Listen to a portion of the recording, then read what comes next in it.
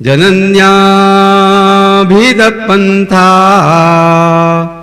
स वै निःश्रेयसस्य ते भगवान् वासुदेवस्तं भज तत्प्रवणात्मना एकमेव हरेस्तत्र कारणं पादसेवनम् तत्तादगच्छ भद्रन्ते यमुनायास्तटं शुचि पुण्यं मधुवनं यत्र सानिध्यं नित्यदा हरे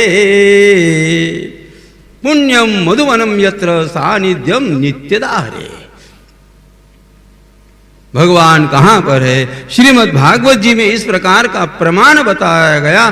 नित्यदा हरे, भगवान का नित्यदा, हमेशा के लिए भगवान का निवास, भगवान श्री कृष्ण का निवास कहाँ पर है?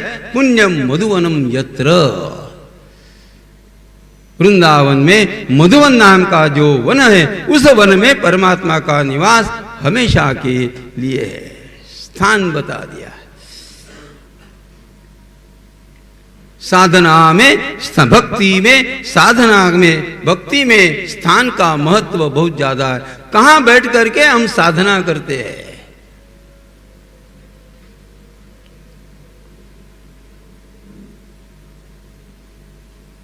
घर में बैठ करके करते हैं, या गौशाला में करते हैं, या मंदिर में करते हैं, या तीर्थों में करते हैं, या सदगुरु के चरणारविंद में बैठ करके करते हैं, या संत महात्मा के चरणारविंद में बैठ करके, स्थान का बहुत ज़्यादा महत्व बताया। भूमि का चयन यह साधना में अति महत्वपूर्ण बात है।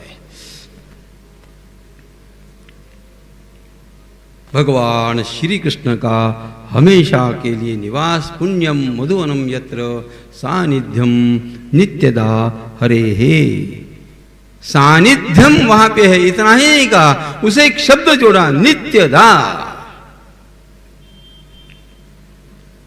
ध्रुव ने प्रणाम करते हुए कहा कि महाराज, आपने मुझे साधना के लिए स्थल तो बताया, स्थान बताया, किंतु इस स्थान के ऊपर जाने के पश्चात मैंने क्या करना चाहिए? कृपा करके आप मुझे मंत्र की दीक्षा आप मुझे प्रदान करें।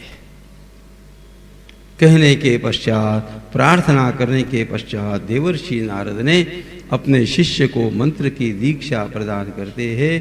कहा कि जाओ ध्रुव, इस मंत्र का जप आप करते रहो, आपका कल्याण होगा।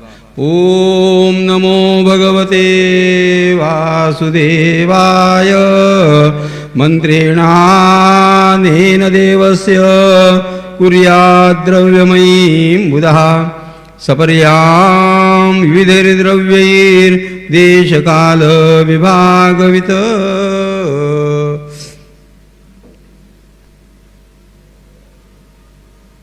देवर्षि नारद वहाँ से प्रस्थान करते हैं। ध्रुव अपने सदगुरु का ध्यान करते करते मधुवन में आकर के एक स्थान के ऊपर खड़े हो जाते हैं। गुरु के प्रति पूरा विश्वास था। यह मंत्र मुझे दिया, इसी मंत्र के कारण परमात्मा का दर्शन होगा, यह भाव ध्रुव के मन में था। ध्रुव चिंतन करते हैं, भगवान की प्राप्ति जल्दी होना चाहिए, इसीलिए मैंने उपवास करना ठीक होगा अथवा नहीं होगा। 2 समय का भोजन करके मैं भक्ति करूं या 1 समय का अन्न ग्रहण करके मैं भक्ति करूं। इस प्रकार वो चिंतन करते करते अंततोगत्वा उन्होंने निश्चय किया, नहीं, मैं 3 दिन में 1 बार अन्न ग्रहण करके परमात्मा की भक्ति करना चाहता हूं। 3 दिन में 1 बार भोजन करना है। सावधान होकर के सुनना। 3 दिन में 1 बार, 1 दिन में 3 बार नहीं। थोड़ा सावधान हो। त्रिरात्रांते त्रिरात्रांते कपित्थ बदराशनः। 3 दिन में 1 बार अन्न ग्रहण करते हुए ध्रुव ने तपस्या आरंभ की।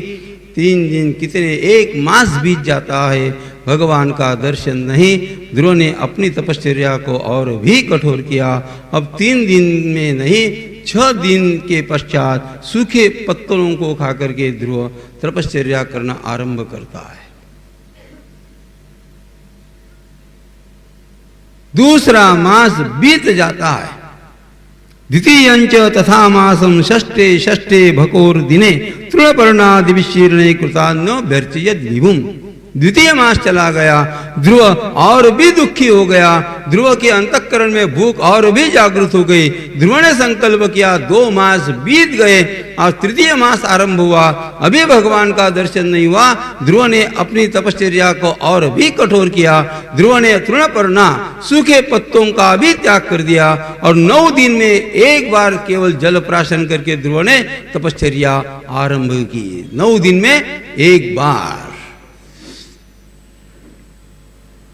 तृतीयं चानयन मासम नवमे हनि। तृतीय मास समाप्त हो जाता है, भगवान का दर्शन नहीं।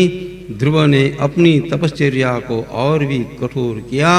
चतुर्थ मास जैसे ही आरंभ हुआ, ध्रुव ने जल का भी त्याग कर दिया। ध्रुव ने संकल्प किया, अब केवल 12 दिन में एक बार मैं श्वास लेकर के परमात्मा की कठोर साधना करना चाहता हूँ। 12 दिन में एक बार केवल सांस लेनी है। चतुर्थ मास समाप्त हो गया। ध्रुव ने अपनी तपश्चर्या और भी कठोर की और संकल्प किया, अब जब तक परमात्मा का दर्शन नहीं तब तक मैं दूसरी बार सांस लेने वाला नहीं।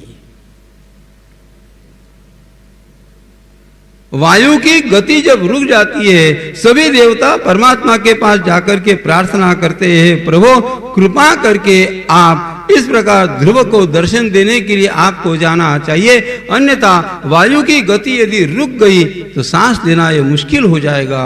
परमात्मा स्वयं उसी वन में आकर के ध्रुव के सामने खड़े होते हैं। राजा परीक्षित ने प्रश्न पूछा कि महाराज, जिस परमात्मा का दर्शन करने के लिए ध्रुव ने साधना तपश्चर्या की, वही परमात्मा स्वयं ध्रुव के सामने खड़े होने के पश्चात भी ध्रुव ने अपने नेत्रों को क्यों नहीं खोला? भगवान सुखदेव जी महाराज कहते हैं, राजन, ध्रुव ने परमात्मा की मनोमयी मूर्ति अपने अंतःकरण में निर्माण करके रखी थी। मूर्ति बाहर मूर्ति का दर्शन करके साधना करना, भक्ति करना एक अलग बात है, और परमात्मा की मनोमयी मूर्ति अपने अंतःकरण में ही निर्माण करके उसकी मानस पूजा करना, यह एक अलग बात है। परमात्मा विचार करते हैं, जब तक ध्रुव के अंतःकरण में मेरा स्वरूप रहेगा तब तक ध्रुव नेत्र खोलने वाला नहीं। परमात्मा ध्रुव के अंतःकरण से अदृश्य अंतर्धान हो जाते हैं, और उसी परमात्मा को देखने के लिए ध्रुव ने जैसे ही नेत्रों को खोला, साक्षात परमात्मा का दर्शन ध्रुव को होता है। ध्रुव स्तुति करना चाहता है, ध्रुव बोल नहीं पाया। सामान्य परिवार से नहीं, ध्रुव एक राजपुत्र था, लेकिन आज 5 मास बीत जाने के पश्चात भी अन्न का कण ध्रुव के पेट में नहीं था, इतना क्षीण हो गया था। परमात्मा ने सोचा कि नहीं, यह मेरी स्तुति करना चाहता है, क्षमता नहीं है, बोल नहीं पाता है। परमात्मा ने एक ही काम किया, अपने हाथ में जो शंख था, शंख का स्पर्श ध्रुव के मस्तक को करते हैं और ध्रुव परमात्मा की स्तुति आरंभ कर दे। पस्पर्श बालम कृपया कपोले।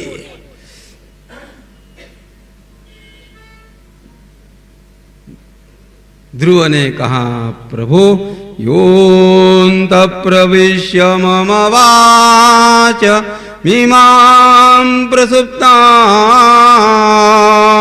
संजीवयत्यखिल शक्तिधर स्वधाम्ना अन्यांश हस्तचरण श्रवणत्वगादीन् प्राणान्नमो भगवते पुरुषाय तुभ्यम्।